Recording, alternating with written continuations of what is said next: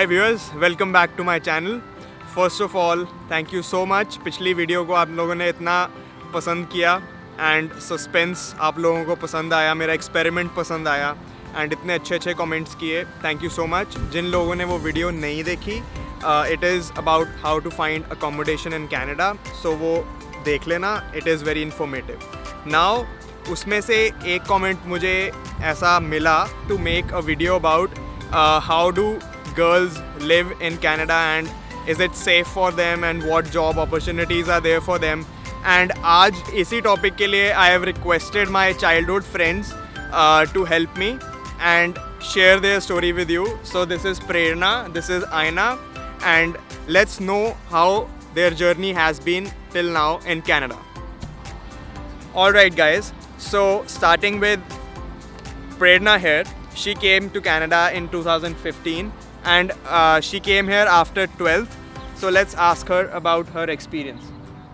So I think 12th के बाद आने की वजह से I think मैं सिर्फ 18 years की थी and experience बहुत अलग था मेरा, and I was very immature. I would say that I didn't have much of an experience about how to deal with things and all those things, but I think बहुत अच्छा exposure मिला मुझे and I was able to grow very fast, and as a human being as well I feel that I've grown a lot. Right. So what course you did here? I did fashion business from Humber College. It was a 2 years program, and it was a nice program. Right. And where did you stay when you came here for the first time? So I had my mom's friend who was already living here for past couple of years. So I lived with her for a week, and then I found an apartment for myself. There were a few other girls who were sharing the apartment. I didn't find it hard to find it. I think कि मैंने kijiji पे ढूंढा था and already वहाँ पे 4 लड़कियाँ रह रही थी, and it was pretty easy for me to find that place, and it was walking distance from my college. Right. And वही मेन कंसर्न पेरेंट्स का भी यही होता है कि वहाँ पे जाके रहना किसके साथ है, and as she said it's very easy. यहाँ पे आप kijiji या इवन फेसबुक मार्केट प्लेस पे जब आप जाओगे, यू विल सी अकोमोडेशन आप ढूंढ रहे होगे तो वहाँ स्पेसिफिकली लिखा होगा looking for a female roommate, या ये घर में सिर्फ फीमेल्स अलाउड हैं। तो अकोमोडेशन का तो कोई सीन ही नहीं है, बहुत ईजीली बहुत सारी ऑप्शंस अवेलेबल हैं। Even on your college website as well, and colleges में posters लगे होते हैं if you guys are looking for accommodation, then you like for other like already कुछ students रह रहे होते हैं और उनके साथ रहने के लिए posters Right. लगे होते हैं, you guys can find accommodation from there as well. Right. And now coming to finding a job, जब तो यहाँ लैंड करी थी उसके अगर इफ़ यू रिमेंबर कितना टाइम लगा था तेरे को जॉब ढूंढने में, एंड क्या थी वो जॉब? I think जॉब ढूंढना थोड़ा स्ट्रगल था मेरे लिए। काफ़ी टाइम लग गया था, 6 महीने लग गए थे जॉब ढूंढने के लिए। जब आई तब फर्स्ट मंथ में मुझे एक जॉब मिली थी। It was a pizza shop जहाँ पर $7 कैश पे देते थे मुझे। Right, cash पे? हाँ, एंड इट वाज इंडियंस जिनकी शॉप थी, एंड थोड़ा सा होता है कि थोड़ा सा वो मुश्किल लगा मुझे। Right. क्योंकि the minimum wage was $9 or $10 at that time. Now it's 14. Right? And now it's 14.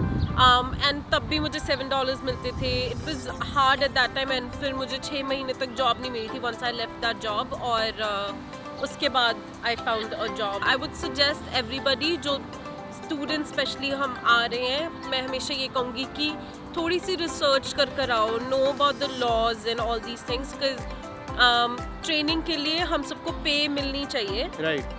And बहुत सारे लोग इस चीज़ का फ़ायदा उठाते हैं कि हम न्यू हैं, हम बहुत ईगरली जॉब ढूंढ रहे हैं, एंड इस वजह से लोग हमें पे नहीं करना चाहते हैं easily, and then cash job देते हैं, वो सब चीज़ें वो चीज़ों को अवॉइड करो। It's not good for your profile अगर कभी प्रॉब्लम हो जाती है, एंड ऑल्सो कि लोगों को फ़ायदा मत उठाने दो अपना।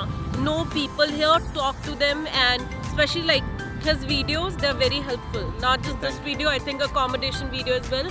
Look into it, they're very helpful, and hopefully it's gonna help you guys. Right. So what are the chances of growth in jobs here for girls? I think यहाँ पे equally treat किया जाता है. It depends on how much hard work you put in.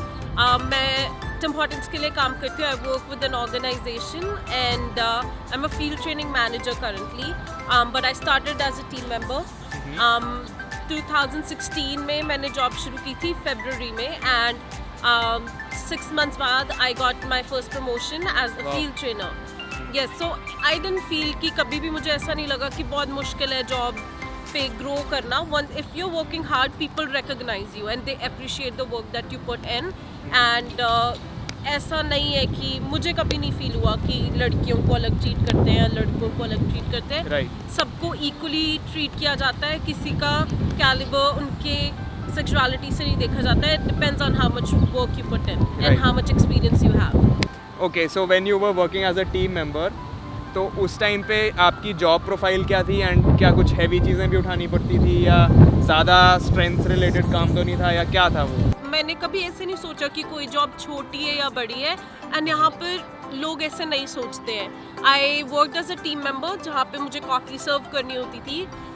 There were times that like till now I think I try to act as a leader with an example. So I still help my team. You do cleaning, obviously you have to sweep, mop, you have to do garbages, all these things. That's a part of your role, that's a part of your secondary job when you're working. Right. And I never felt bad about doing any of this because at the end of the day we're all humans and everybody should be treated equally, right? So And also you did your work, your tasks with full honesty. That's why you've been promoted, right, to a Yes. manager, which is very good. And being a manager certainly helps in getting PR. And now coming to जब आप काम कर रहे थे वहाँ पे team member, as a team member या जितने भी साल आपने काम किया है, what were the timings of your shift? I got hired as an overnight team member जहाँ पर मैं रात को 10 से सुबह 6 बजे तक जॉब करती थी. फ्राइडे सैटरडे संडे बिकॉज मुझे पता था कि हाँ भाई मंडे मेरा कॉलेज नहीं है एंड फ्राइडे सैटरडे संडे मैं ओवरनाइट करती थी टिम हॉर्टन्स पे part time. Right. And was it safe? Working environment safe था? आप रात को काम करते थे, रात को आप काम पे भी कम्यूट करते होगे, then early morning सुबह आते होगे. Is it safe? It is very safe, guys. मैंने TTC, so which is our transport system here, मैंने उस पर ट्रैवल किया है, सबवे में ट्रैवल किया है, ओवरनाइट ट्रैवल करती थी. रात को मैं निकलती थी 9 o'clock 9:30 and then I used to return back early in the morning.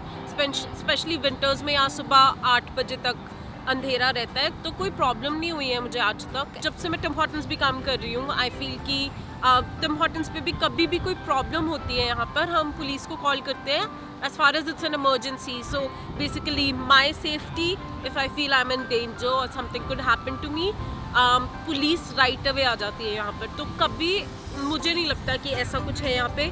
I feel कि इंडिया से अगर कंपेयर किया जाए तो बहुत सेफ है Canada. Right. That's why we see so many girls यहाँ पे शाम को जा रही होती हैं काम पे, like her, and even various drive-thrus. आप QSRs, quick service restaurants के drive-thrus में जाओगे, वहाँ पे भी रात को 1, 2, 3, 4 बजे they are working. So safe है तभी girls are getting that confidence, Yes. sense of security and they are working. So we can say that so far your experience has been great. It has been great. That's And- why I'm still here. Now let's go to my other friend Aina, who came here after doing her graduation and know her story. Let's go. Alright guys, so now I have Aina with me here, who came to Canada in 2019 and let's hear her experience कि अब तक Canada उसको कैसे treat कर रहा है. So Aina, which course are you doing here? I did financial planning when I came here 2019 में, and now I'm doing strategic managerial accounting. Right. Yeah. So you've come here after doing your graduation, Yeah. right? But जो प्रेरणा है, she came here after 12. So what do you feel? Like what has your experience been till now? कि आप graduation कर लेते हो, you have more sense of your career, Maturity आ जाती है. maturity आ after जाती है. graduation, हाँ. So what do you suggest कि अब तुझे अभी आना चाहिए था या 12th में ही आ जाना चाहिए था? What is your verdict? I think I came at the right time. Right. 12th के बाद आती तो काफ़ी मेरे को इतनी ज़्यादा नॉलेज नहीं थी या डील नहीं करना आता था लोगों के साथ. Right. But now I know what is right for me and what is wrong. तो डिसीजंस लेना is easier now that I have a clarity of vision. तो Right. मेरे को कोर्स लेना या उसमें काम करना या कोई भी और यहाँ पे डिसीजन लेना इजी है।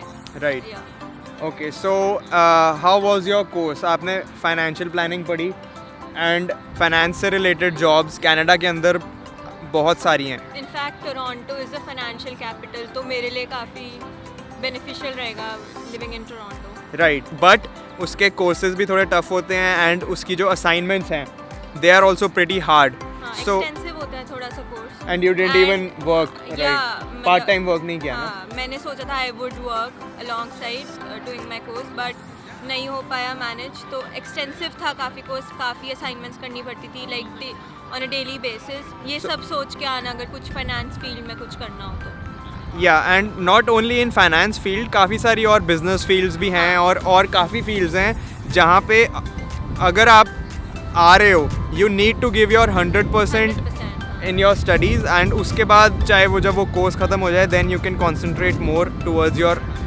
Job and Jobs and stuff, 'cause जो आप करने आए हो पहले Right. वो पूरा करो एंड देन job- बट हो जाता है ना हाँ एंड में। हाँ हाँ हो जाता है। या इवन मेरा एक्सपीरियंस भी ऐसा ही रहा है कि इनिशियली आपको थोड़ा एडजस्ट करने में टाइम लगता है, but once you understand the whole system then it's easy. So coming to the job part, आपने फर्स्ट कोर्स में अपने जॉब नहीं की थी and now when you started your second course you are working, so let's talk about that. Where are you working? So पहले मैंने I work at a coffee shop. Right. वहाँ पे मेरा एक्सपीरियंस कुछ खास नहीं रहा and then I look for a grocery store. काफ़ी अच्छा एक्सपीरियंस है वहाँ पे एंड यहाँ पे I am doing a personal shopper की जॉब। इसमें क्या होता है कि customers give you the order जो उन्हें पिकअप करना है स्टोर से, then you pick up for them. मैं पर्सनल शॉपर हूँ तो मैं उनके लिए पिकअप करती हूँ और उनकी बिलिंग करती हूँ और उसके बाद उनकी कार्स में लोड करती हूँ।